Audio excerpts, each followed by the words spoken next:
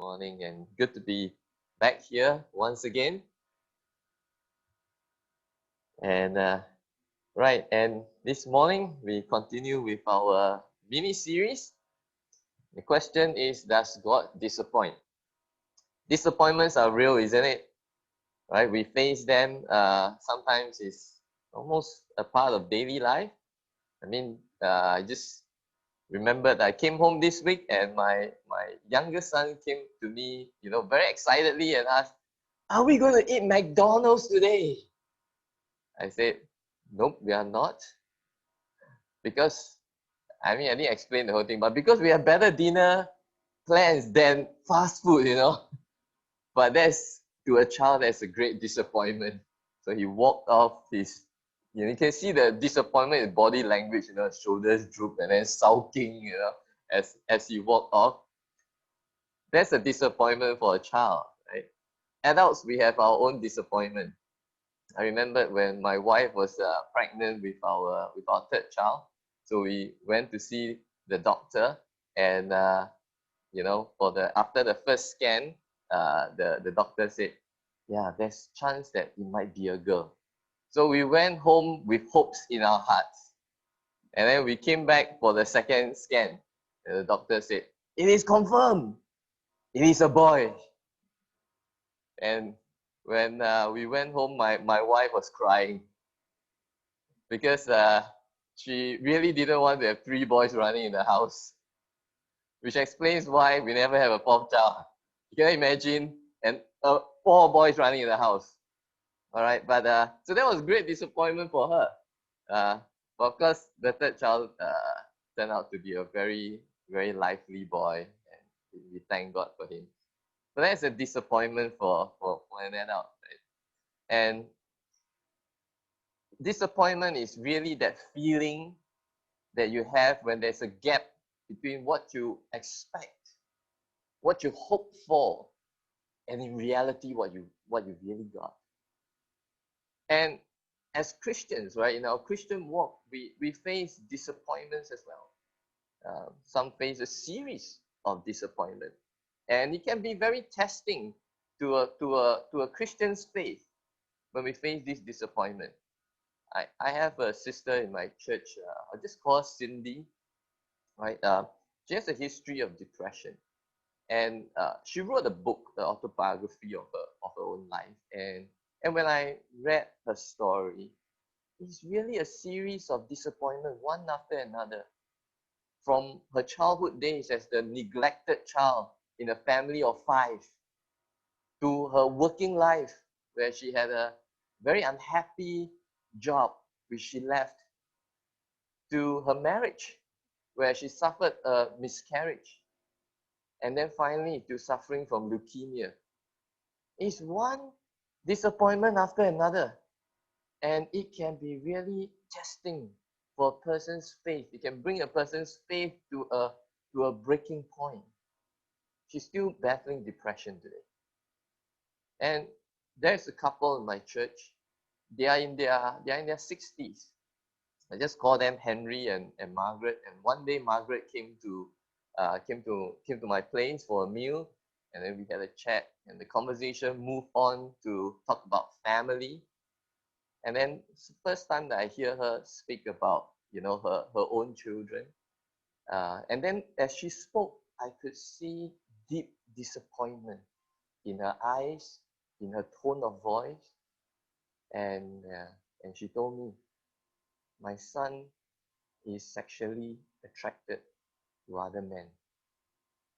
And there was a deep disappointment you can sense in her voice. It is something that, why God, why did this happen to my son? His son is in his 30s, and he dropped the bombshell when he was 18 years old. He told his parents, "I'm attracted to other men." And he couldn't take it. It's like, why God? We have brought him up in the way of the Lord. How did this ever happen? It's a deep pain. Over the years, over these many years, she finally can talk about it. But for her husband, say up to today, he can't talk about it because the pain is just that disappointment is just too great to handle.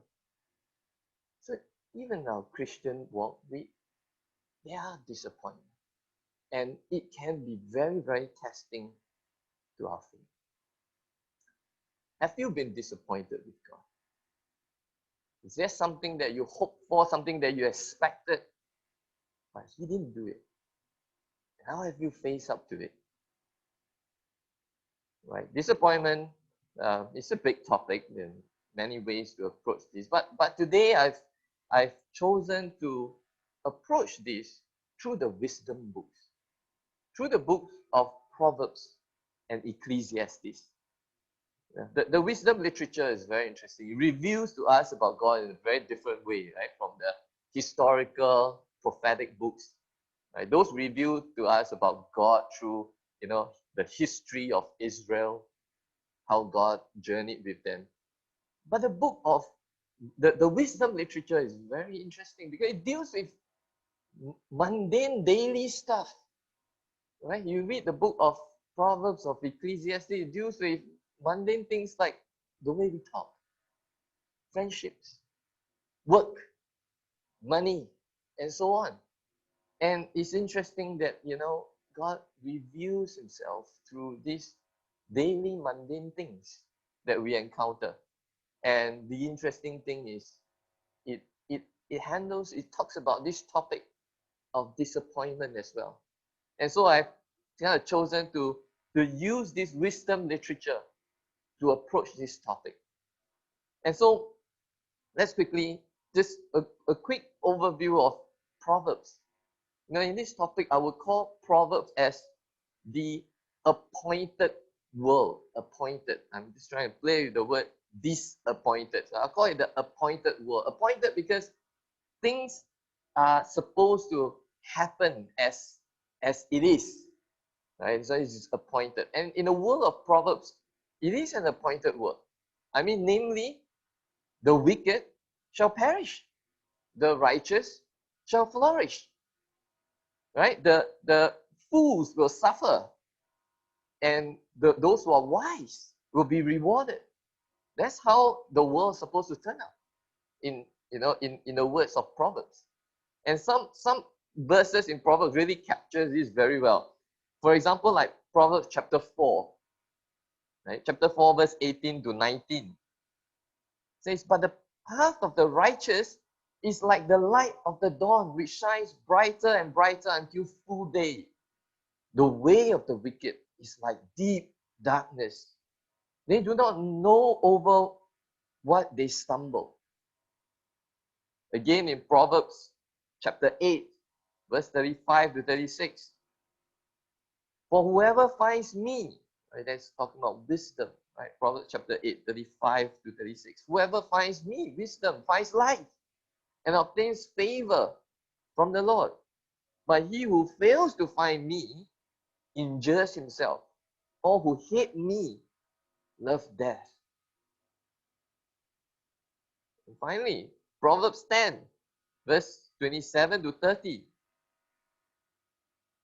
"The fear of the Lord prolongs life, but the years of the wicked will be short. The hope of the righteous brings joy, but the expectation of the wicked will perish.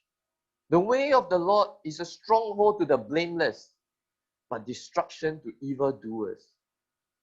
The righteous will never be removed, but the wicked will not dwell in the land." It's very good.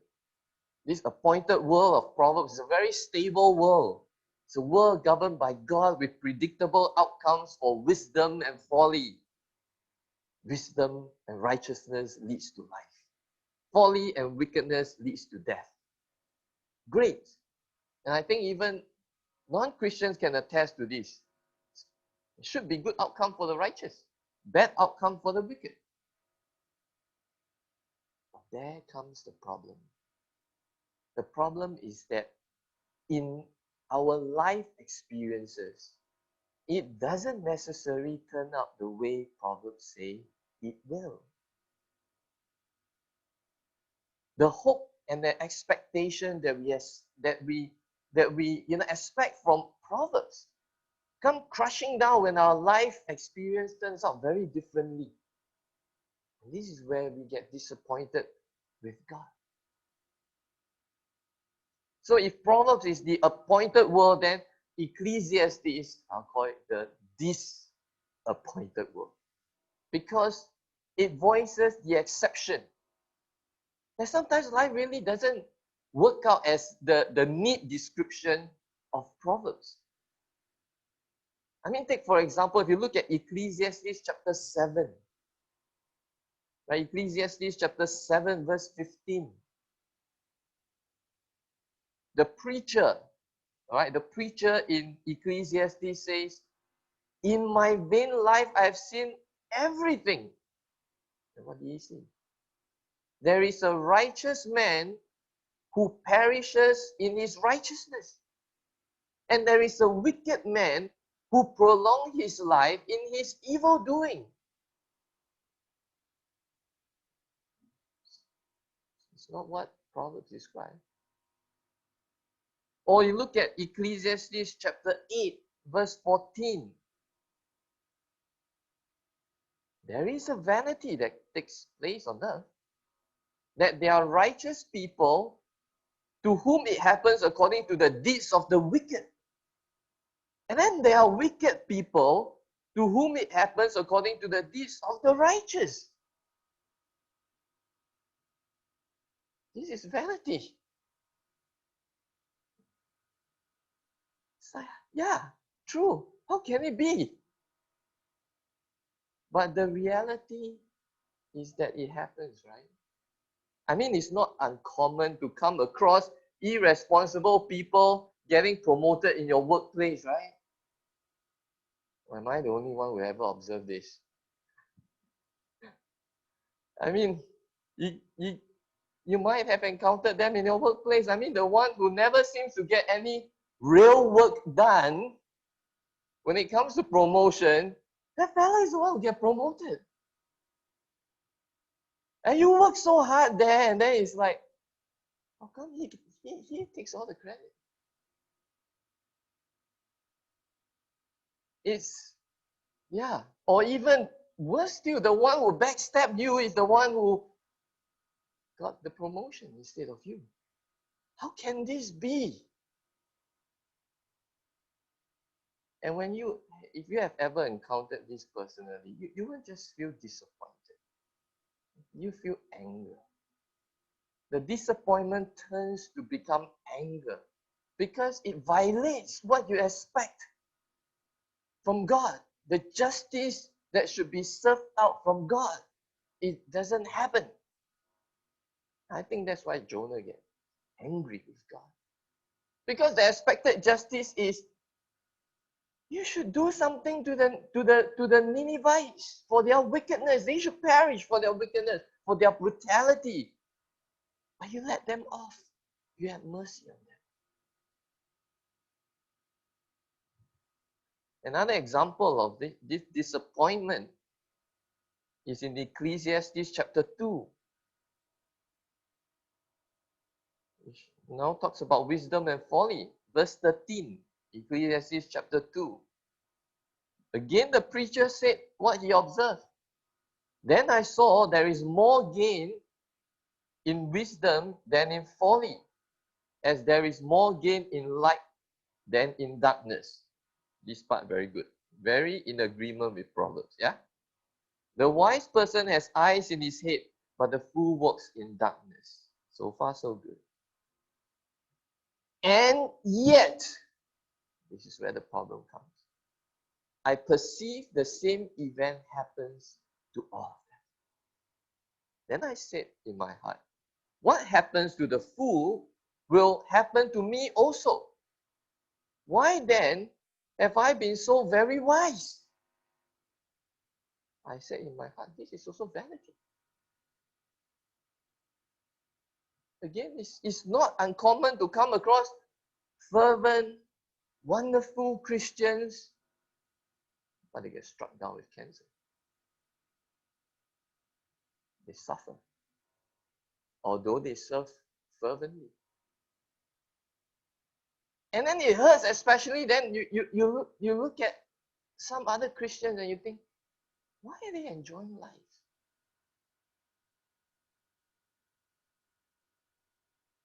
How come the other ones? How come it works this way? No wonder the preacher in Ecclesiastes declared right at the beginning, vanities of vanities.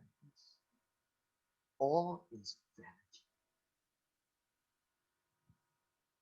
Even the wisest man of his time, the man who had it all, power, pleasure, possession, even he is not spared from the disappointment of the reality of our life experience.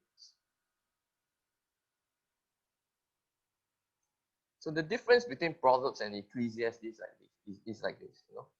If Proverbs is like the weather forecast that tells us, as you know, next few days expect rain or expect bright sunshine, then Ecclesiastes is like the actual weather. No one can accurately predict how it will turn out. It's in the hands, in the mysterious work and plans of God. And so this is the source of our disappointment and even anger. Is that the expectation that is built up in the world of Proverbs is crushed by the reality that we see in Ecclesiastes. How then shall we live with disappointments? I would like to share 4 observations from the book of Ecclesiastes to approach our disappointments in life. The first observation I make is that there is a lot of honesty in the book of Ecclesiastes. You know, when things don't turn out the way we expect, when we are disappointed, sometimes there's a tendency to explain away, explain it away. There are some people who insist that no, as a Christian, there should be no disappointment. Right? No disappointment. You shouldn't be disappointed. If you're ever disappointed, it's because there's something wrong with you. Right? You probably have not obeyed God in some way. That's why these things happen. So you shouldn't be disappointed. Of course, there's some truth in that. Some of our disappointment is because of our wrong decision. But that's not always true to explain away our disappointment. I mean, for Henry and Margaret, back to their story, I think one of the most hurtful things for them is, sometimes there's some suggestion from people that you probably have been negligent in your parenting. Not directly, but subtly, something must have been wrong in your parenting. But because and because they think about Proverbs, and it says that train your child in the way that he should go, so that even if he grows old, he will not depart on it. So you probably have not trained him in the right way. But the reality is that they're not perfect parents, but they have put in their heart to teach their son the Bible, the ways of the Lord. But it just doesn't guarantee that you'll turn out that way.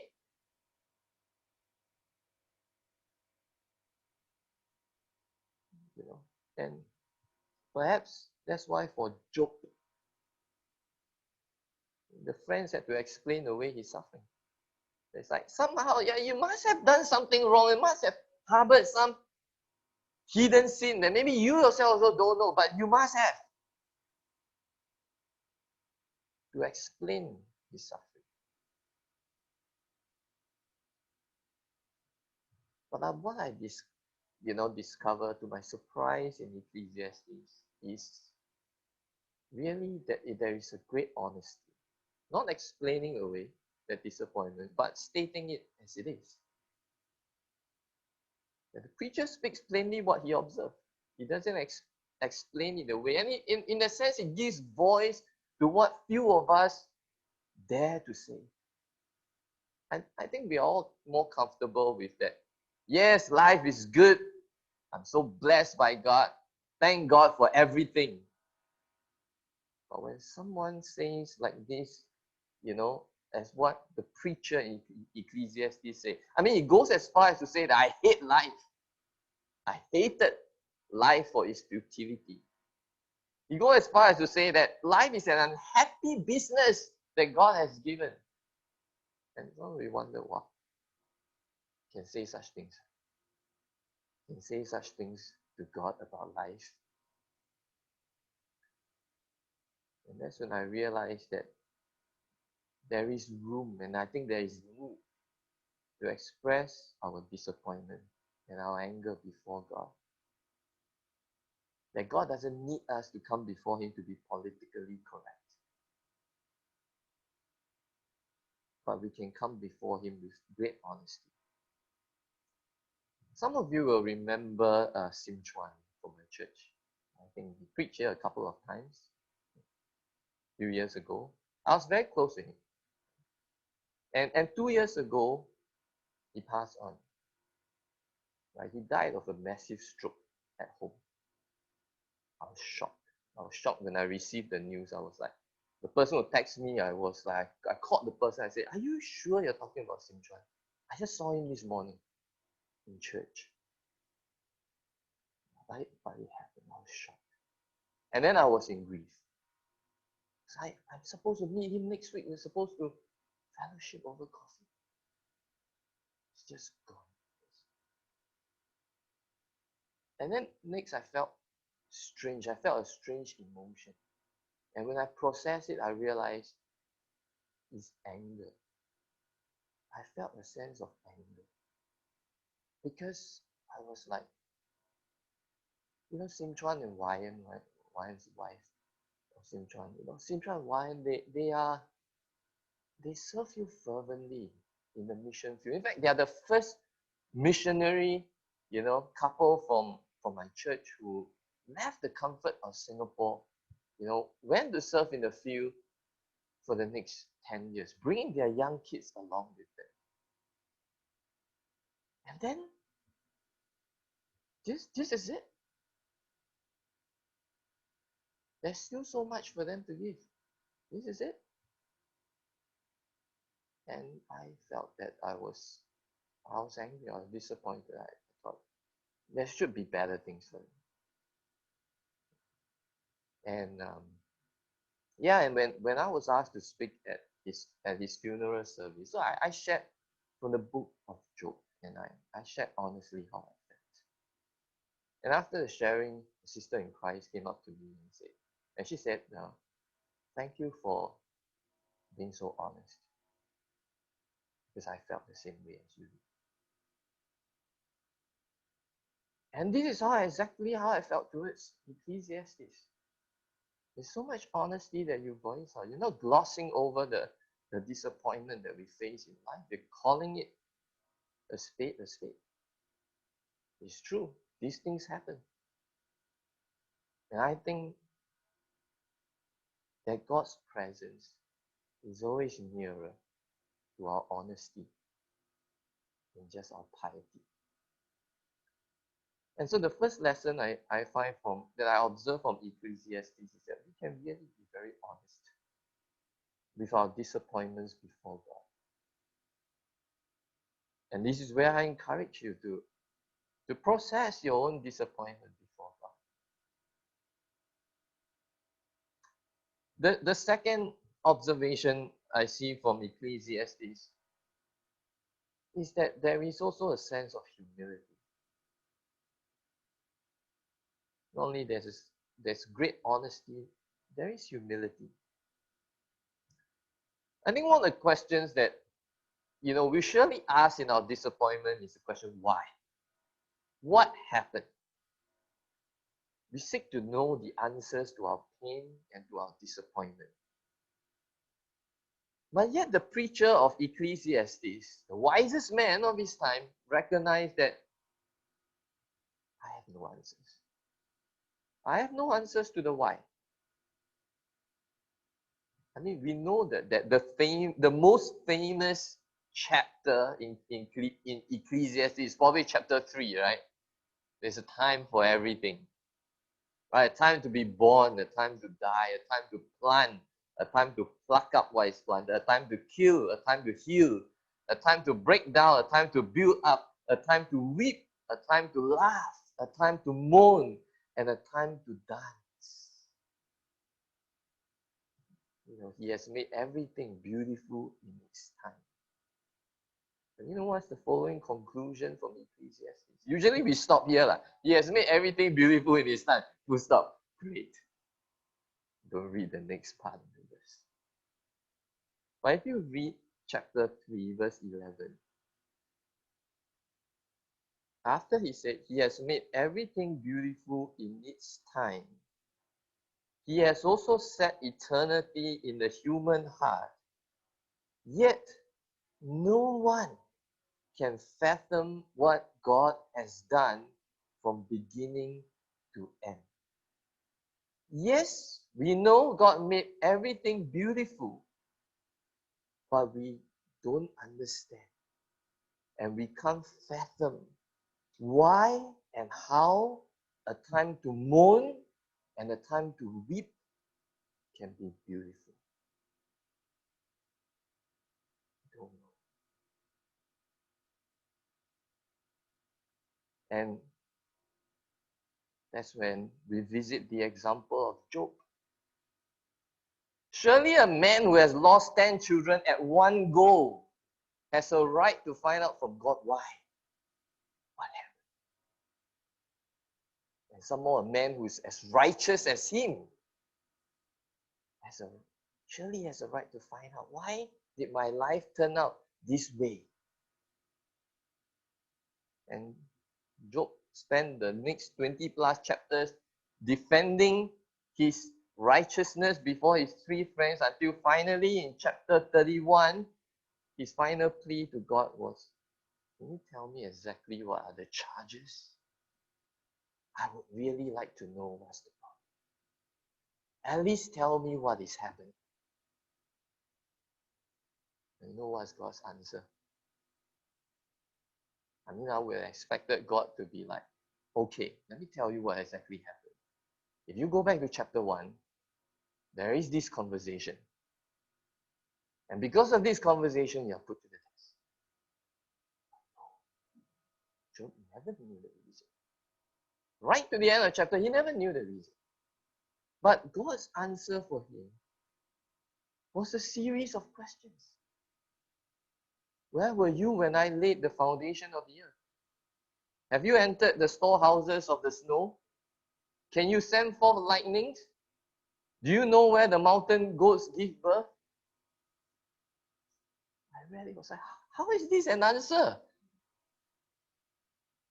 How is this an answer to a very important question? It's like, why God? Why do you allow this to happen in my life? And then, no, there's no answer. It's just a series of more questions. But the paradox is that in these questions lies the true answer. That the answer to the disappointment in life is not found in knowing. It's found in humbling. It's not found in knowing. It's found in humbling.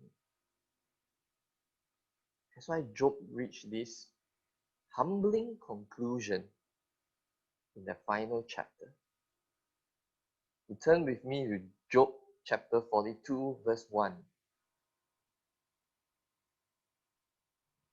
Then Job answered the Lord and said, I know that you can do all things, and that no purpose of yours can be thwarted. Who is this that hides counsel without knowledge? Therefore, I have uttered what I did not understand. Things too wonderful for me, which I did not know. The conclusion for Job is, yeah, there are your works that are too wonderful that I don't know. The conclusion for Job is humility. And I think that's one of the answers to the disappointment in life. It's not found in knowing, it's found in humility. Very interesting. It's only us, the readers in the book of Job. We are given this special knowledge about what happened in chapter 1, not Job. And the reason for this is so that after we read the entire book, when we come away from this, out from this dramatic story, we'll realize that we are like Job, isn't it? We are not given this special knowledge of what happened. Because we don't need to. Because what we need to know is to live in deep humility in view of the greatness of God. So I don't know, have you been searching for answers to your disappointment? The answer is not found in knowing why it happened. The answer is found in humbling, in view of the greatness of God. There are the great works of God that we won't understand. Not here, not now.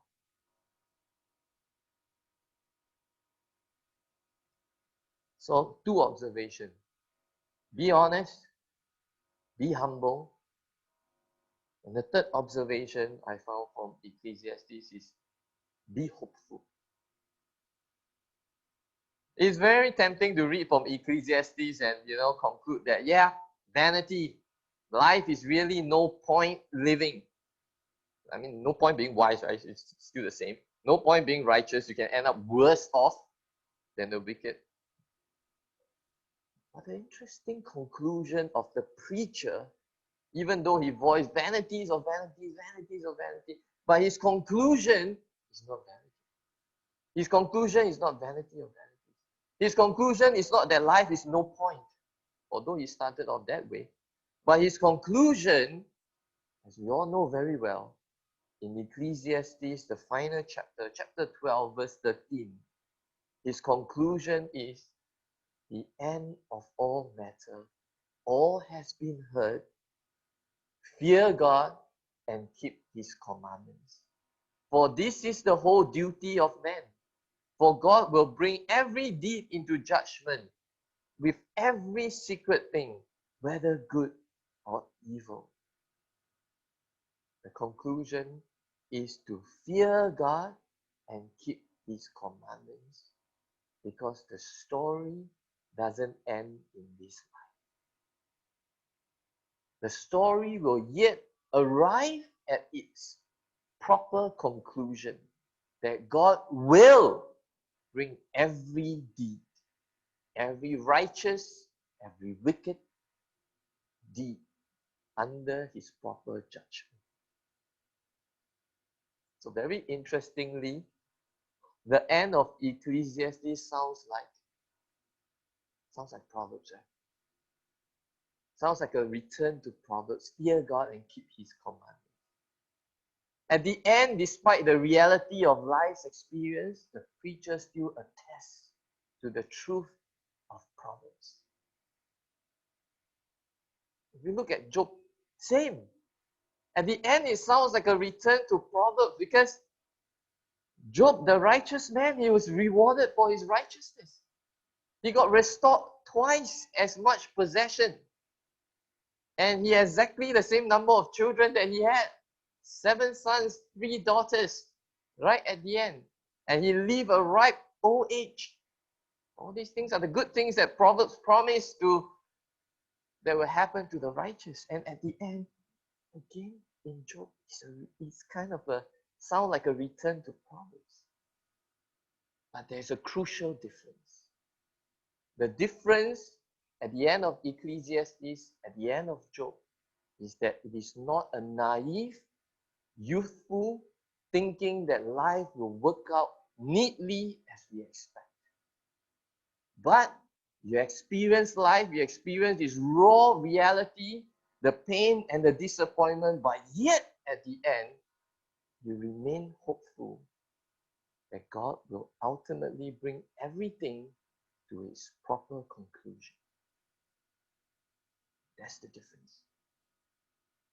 You can go through all of these life's pain and realities, and you can still come to that conclusion because of the hope that you carry. God will will bring it to its proper conclusion, though it may not seem like now. So the third observation is be hopeful. And the fourth conclusion, the fourth observation is be in the present, be here. Interesting, from the book of Ecclesiastes again, the wisdom is that despite of all this, like life is meaningless, is vanity, there is a call in Ecclesiastes to make the best of life in the present. Be here. Let me point you to a few passages that talk about this. Look at Ecclesiastes chapter 2, verse 15. Right? Verse 15 is the preacher said, right? I say in my heart, what happens to the fool will also happen to me. Why then have I been so very wise? And I say in my heart that this is also vanity. But a couple of verses down, when you reach verse 24, he says, there is nothing better for a person than he should eat, drink, and find enjoyment in his toil. This also I saw is from the hand of God. For apart from him, who can eat or who can have enjoyment? Yes, I see all these problems. I see all these raw realities of life, but I also see that God has given us for the present the things to enjoy of life here. This is also from the hand of God. And you find this repeated again. Chapter 3, verse 12 to 13. Before that, after saying that, yeah, we don't know, we can't fathom what God is doing. Verse 12, he says, I perceive that there is nothing better for them than to be joyful and to do good as long as they live. Also that everyone should eat and drink and take pleasure in all his toil, for this is God's gift to man. It's repeated again in chapter 5, verse 18 to 19. After seeing all the things that happen in life, he said, behold, I have seen to be good and fitting is to eat, drink, and find enjoyment in all the toil with which one toils under the sun the few days of his life that God has given him.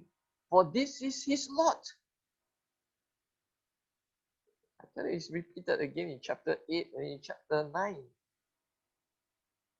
Each time the preacher talks about the vanity, the disappointments in life, his message is eat, drink, and be merry. Make the most out of your life here, now. I think one is a bit, when I first read it, it's a bit shocking for me. Eat, drink, and be merry. It's like, we shouldn't do that as Christians, right? In the New Testament, the eat, drink, and be merry is bad. But there's a crucial difference here, in that the message from the preacher to eat, drink, and be merry is always followed by the recognition that this is the gift of God. This is from God. Recognize that. And the message of telling us to do so is to live in the present. Not to live for the present, but live in the present. That despite all that you see in life, be here now and make the best of what God has given for life here. Make the best of your current work. Make the best of your current relationship. And find enjoyment in all these as gifts from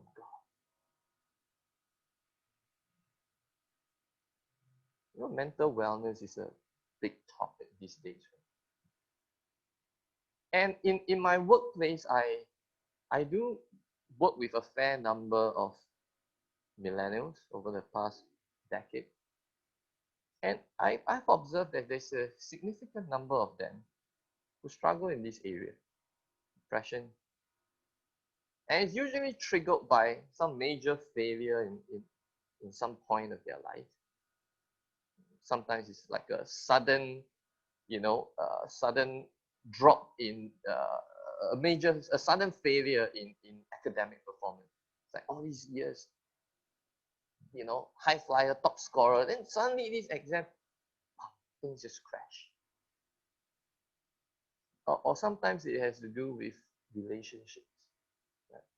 That some very close relationship, deep relationship was broken. And that becomes very crippling. And then that brings about issues in mental wellness.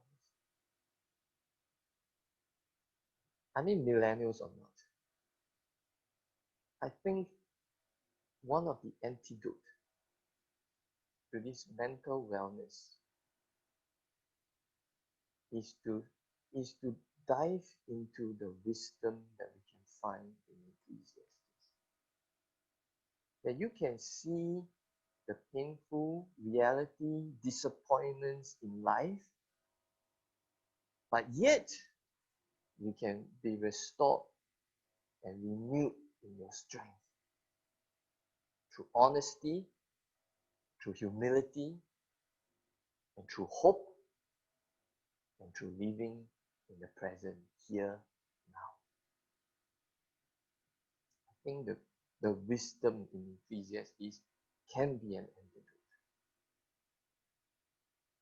So if you are struggling in this, I highly encourage you to study this book, to meditate on the wisdom of a man who has gone through and seen all of life, but ultimately comes to the conclusion that life is not about vanity. It's about fearing God and keeping His commandments.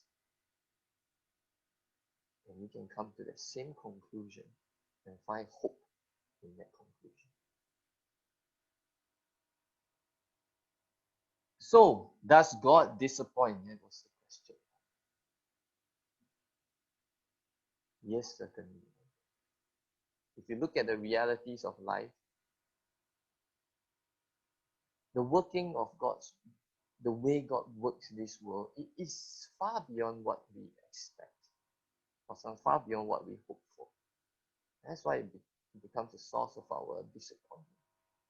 Because we don't understand how it works. But does God disappoint? Ultimately, no. Certainly no. As the preacher attests, as even a person like Job attests at the end of his suffering, that life will yet move on to its ultimate proper conclusion by God.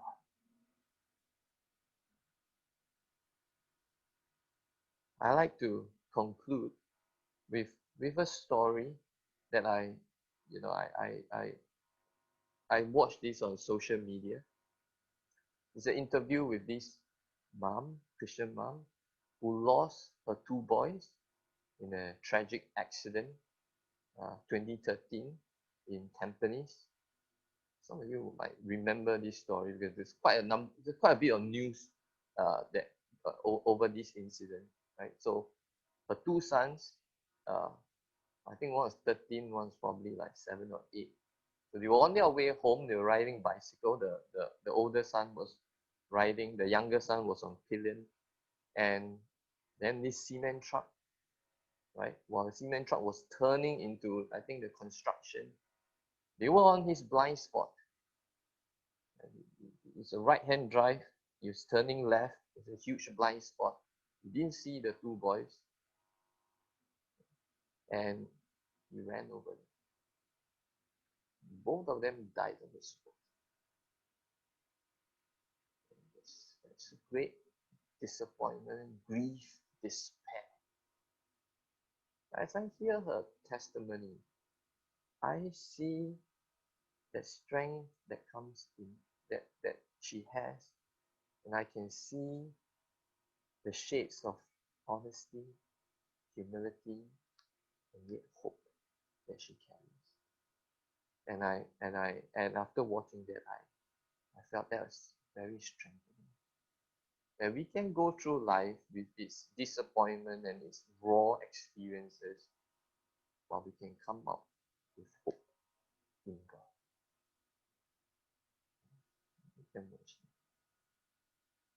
我的孩子是怎么过世的？在2013年1月28号，在回家的路程，孩子就被那个西面的大卡车被撞到。在那时候，我是去做 part time 的工作，连丈夫就一直打电话给我，因为我们的电话就放在老哥，我就没有听。后来我就去老哥去看一下，哇，有很多的 miss call， 我就打回去给我的丈夫，他说孩子发生意外，当场死亡。当时的感受，我觉得不可能这件事情会发生在我身上。我了解孩子他过马路这些，从小我们都有教导绿灯才过，红灯就不可以过。当我到达这个现场的时候，大约已经有2个小时了，2个就躺在那个路那边。小儿子的还好，大儿子的会比较严重，所以当时候真的是崩溃啊！哇，哭到我真的是整个好像没有声音啊，也是哭到要晕倒。连那时候我也是有摸我孩子他的身体啊，哇，整个身体好像软软这样，我真的是崩溃了啦。我说，为什么会是我？为什么这样的事情会发生在我身上？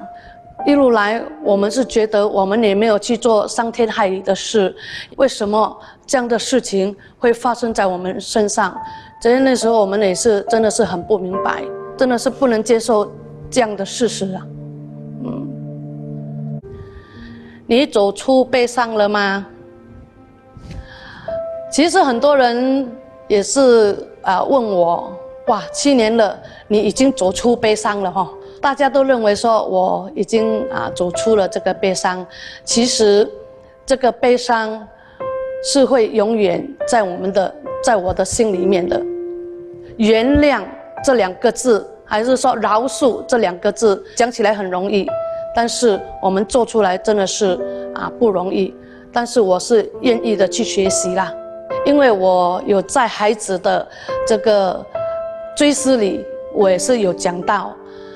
我说接下来我的日子，我就是要去祝福别人，让更多的人可以感受到这份爱。大儿子，我就是给他取名叫做爱，因为他让我懂得我会去爱人，我会去爱神。小儿子就是我给他取名叫喜乐，因为他就是我们家庭的喜乐。我还是认为我自己是母亲，因为在教会有很多我属灵的孩子，跟我的孩子一起长大的，他们真的是我觉得很感恩呐。当孩子去世的时候，他们自己来，他说安迪惠妮你不担心我们是你的孩子。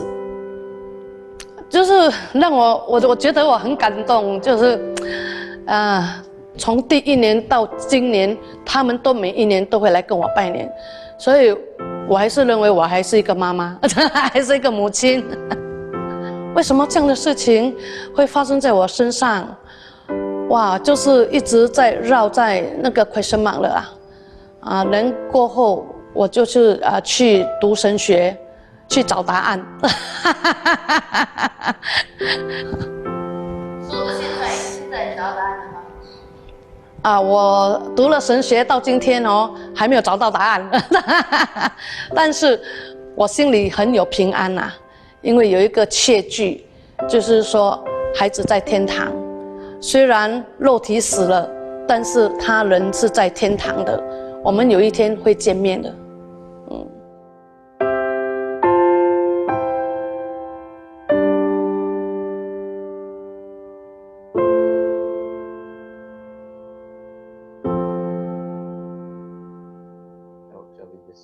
pray. Father, we come before you and we recognize that we don't know many things about why things happen in life. We don't have the answers to our disappointment, our pain, our despair. But yet, what we do know is that we have a great God who works in your mysterious and great ways. We do not know.